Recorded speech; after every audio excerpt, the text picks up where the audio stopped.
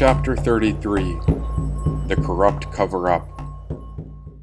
The longer I go on, the more I'm starting to see that we've been trained as humans to conquer, overcome, and even destroy anything or anyone in our path as long as the individual gets what they need, whatever that may be.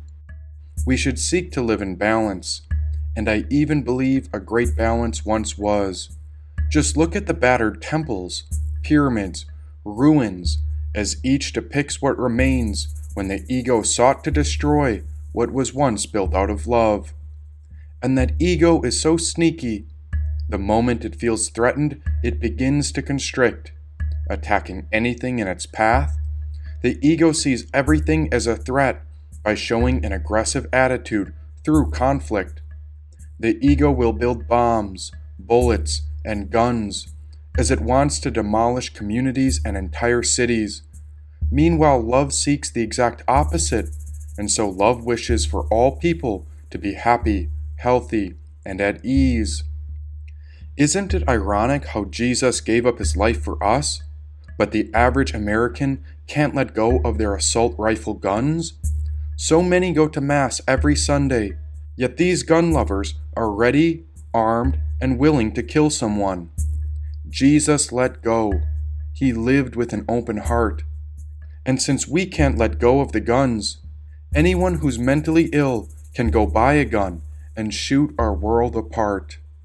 When someone feels threatened, they feel a desire to remove that which is undesirable from their path. This is something the ego wishes didn't exist, and the longer it stays in their way, the more anger grows into wrath.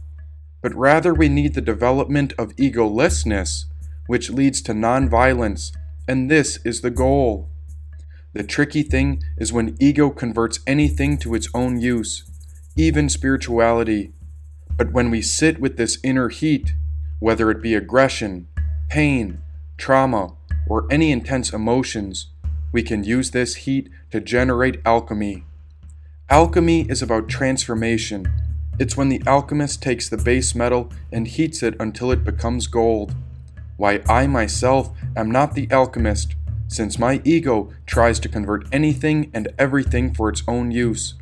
But I believe my spiritual teacher is an alchemist from everything I've been told.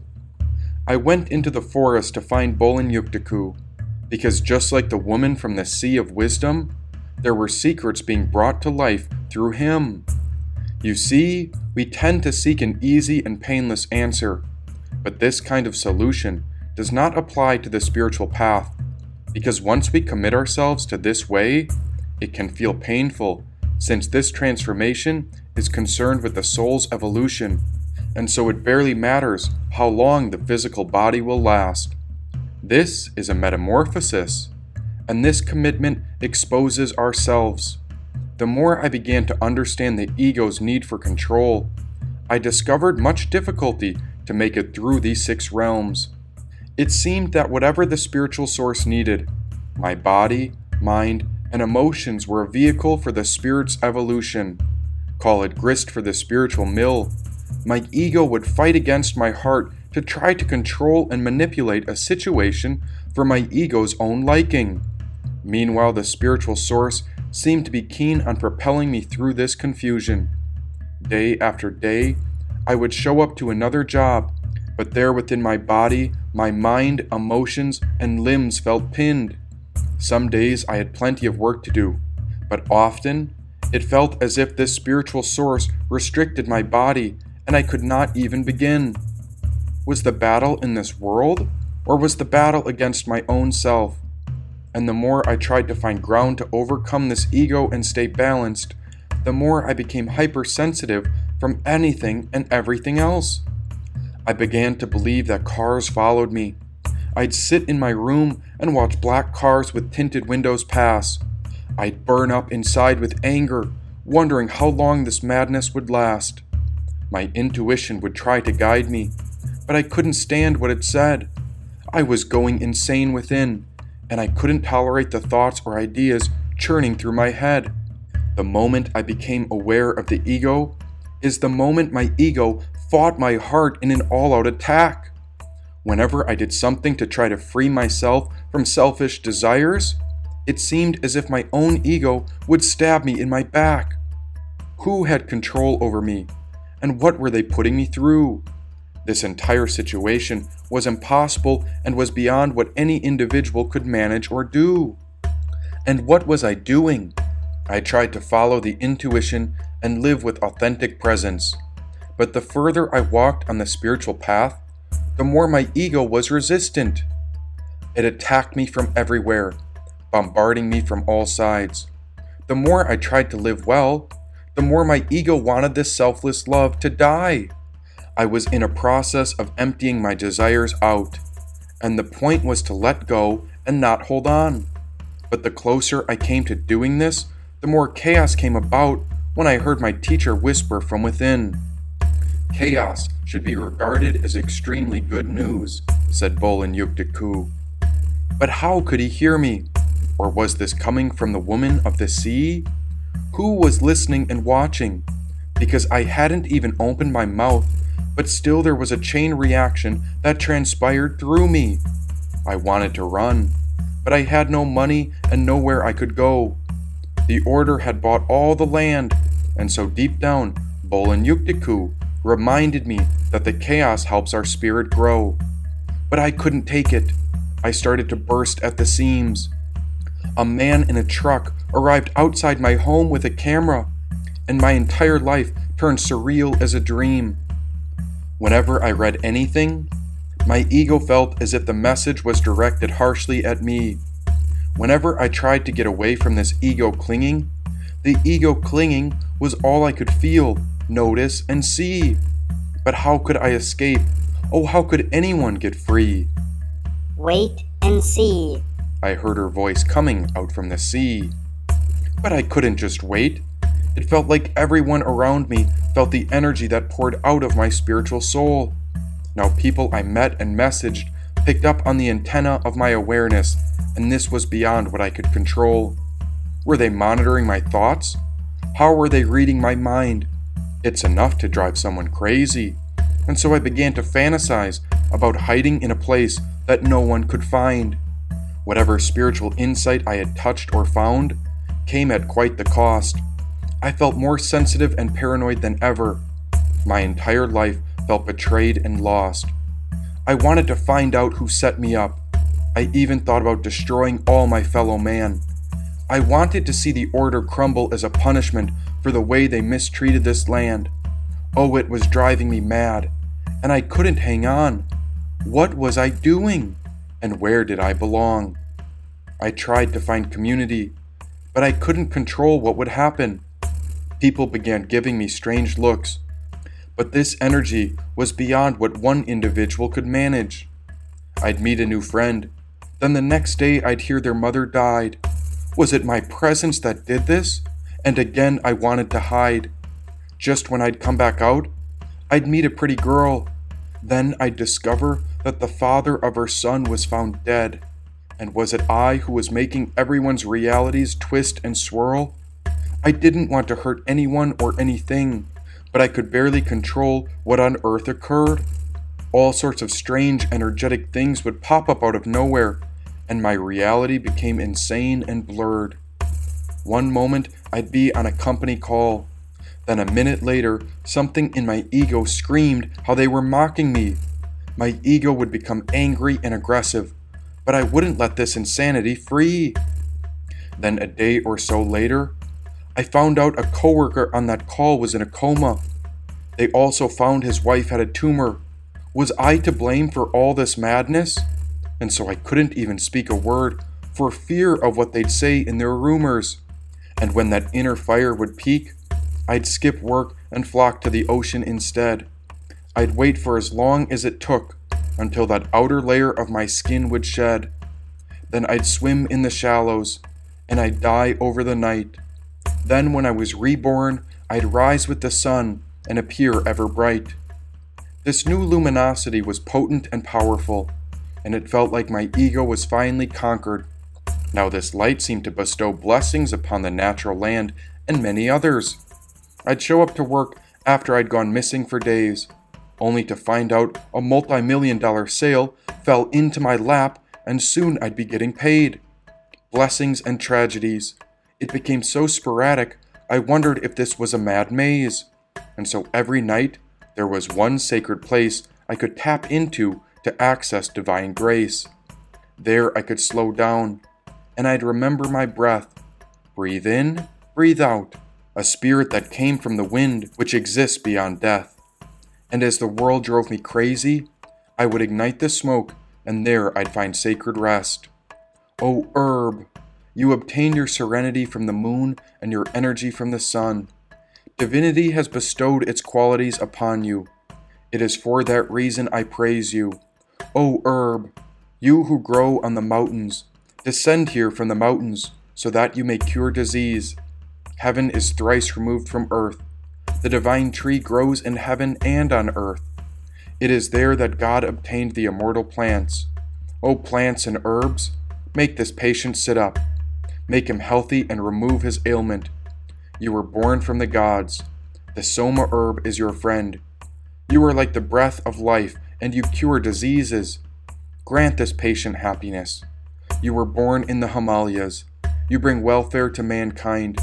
When the mind, body, or spirit are not at ease, you bring them ease.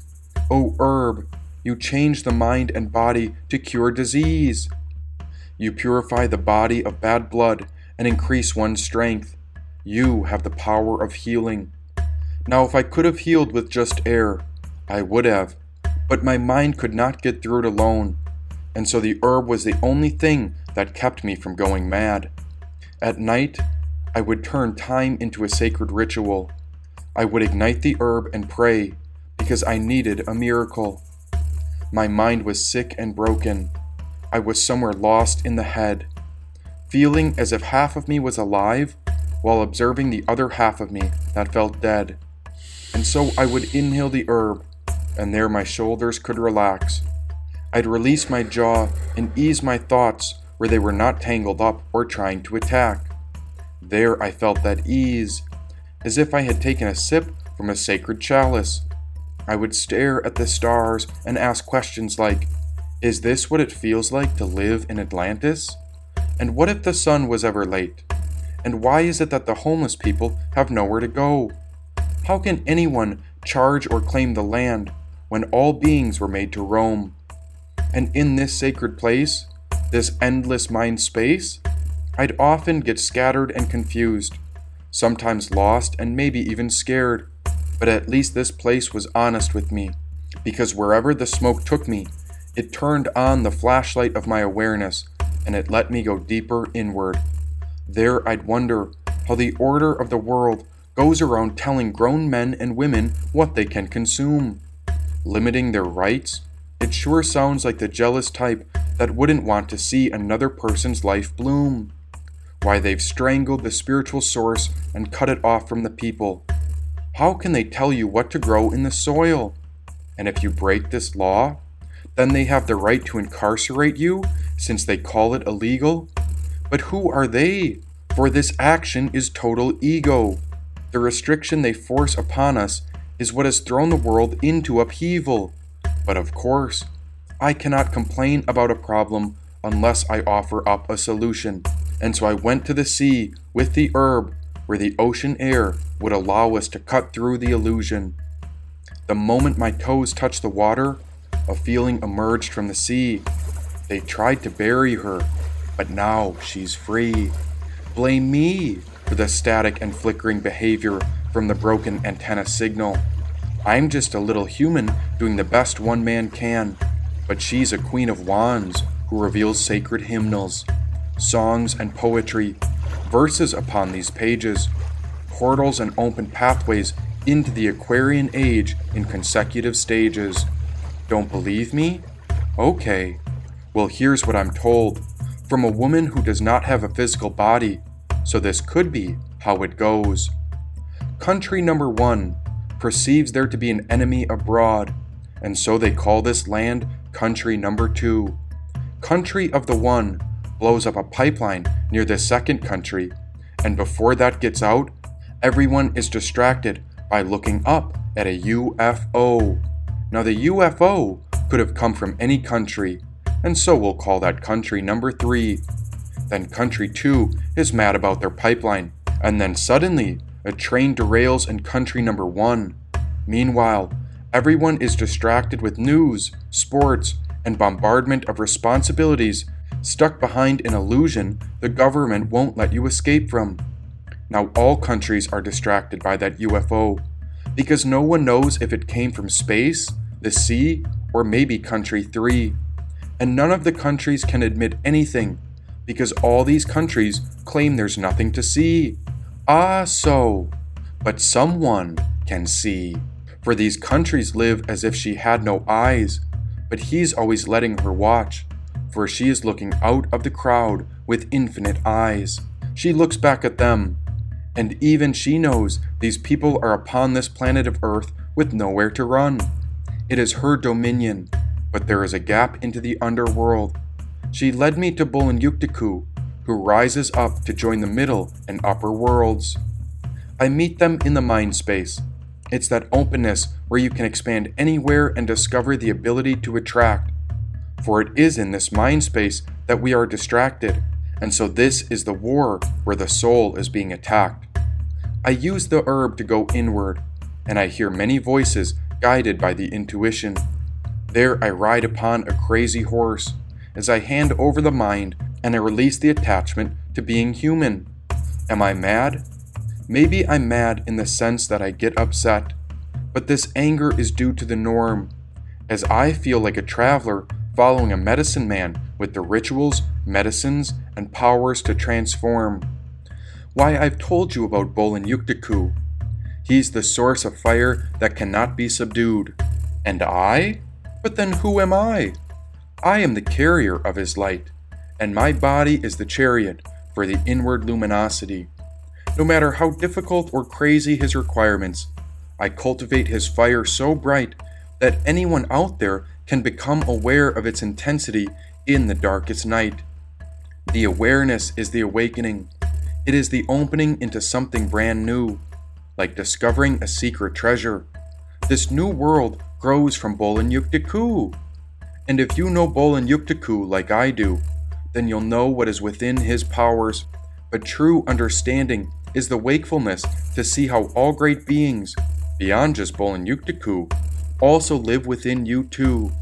This means all beings are watching, through and through, past, present, and to come. And as the Sutra of Dependent Origination states, there is a reaction to every action, and this karma is a scale that perfectly balances the other half. Whatever is done by one is what is returned across the map.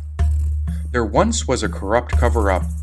It was the ego's way of misleading man. Someone wanted to blame it on original sin or on a serpent, but that's because they hide something they don't want you to understand. So who's hiding what? And what is the secret that must be brought into view? Well, that is why I go forth and listen inward to Bulin-Yuktiku. Whatever war tactics, traps, missions, and immoral acts are done by one country, this action creates an equal and opposite effect. 1 minute a pipeline is destroyed near country 2, and then right after, country 1 has a catastrophic train wreck. Somewhat equal and opposite. Two sides of the same coin. Two sides of the same world. Whatever destruction one brings, then it's returned just the way the other country was destroyed. If country 1 sends an attack mission upon country 2, I imagine once the rubble settles, country 2 will fire right back to make sure country 1, make sure everyone knows what they went through. Is this a program, or is this a dream? It's a settling of old debts with death. The cycle continues. And how bad can tension spread? The Middle East is a desert now, but a long time ago, an oasis grew when the energy between nations wasn't tangled up like knotted threads. The solution is then to wait, not fire more bombs. But all of us know this. But then why do we still drop bombs? And an attack upon anyone is an attack upon our world. This is unacceptable. And as long as the battles continue, then the lesson is not learned. Simply stated, one can defend, but one cannot fire nuclear weapons back, for then we are all doomed. We have to refrain from harming others at all costs, and if we do, then we get the boon. Now what is this boon? Oh, the boon is the treasure. It's the fortune, the bliss, and the kismet we've all secretly been seeking. And if you want to know how we get it, then nonviolence is the answer. If you harm someone, the lesson comes back to you. In this life or the afterlife, we are imprinted with the actions of whatever we choose to do. Whether it be a pipeline, a building, a railway, a plane, a bus, a human bomb, every reaction follows the action, continuing the pattern as we all end up in the wrong. But there is a right way, and so we hold space after any type of devastation appears. There is no need to retaliate, but the key is this: how do we transform the anger, wrath, retribution, and fear? For this is incredibly powerful energy, and if it is unleashed in its angry form, then we ourselves are doomed. But if individuals can hold space and not react, we will find the heavenly boon. As soon as one of us retaliates, if any of us unleash a violent act back, it fuels tremendous regretful energy, which often returns in a direct attack coming back. The cycle never ends. Look at Syria's sorrow. Look to Israel and Palestine, the US and Russia. We must change the way we respond, otherwise there will be a day when there is no tomorrow. To put this in perspective, we must understand the size of this earth, for we are tiny, and every single one of us human, animal, aquatic, and plant lives comes from this very dirt. Examine the Earth's diameter. Now stack that upon the diameter of the Sun. You would get a ratio of 108 Earths in line to measure the Sun. 108 suns fit exactly between the Earth and the Sun. 108 moons fit between the Earth and the Moon. The Sun is 108 Earths wide. Every other planet in the solar system fit exactly between the Earth and the Moon. There are 108 beads on a Christian rosary, and there are 108 beads on a Hindu or Buddhist mala. You could call that a rare coincidence, and however it's translated, the truth is always what we will call it. For truth is that which is divine. But we are caught in an improper flow of energy and control. We must realign our living layers, our body, speech, and mind, so that the outer layer is centered. Yet we idolize those who cause disruption and dysfunction. We are drunk on debauchery and confusion. This propels all of our layers into suffering, which perpetuates the ignorance of the illusion. Now, what is the illusion? Well, if you're in it, then you won't know what this means. But we are here to awaken out of this illusion of separateness, and this illusion is like an ego-guided dream. It's following us, and we're following it. The cause after every action, whatever we give, is what we get.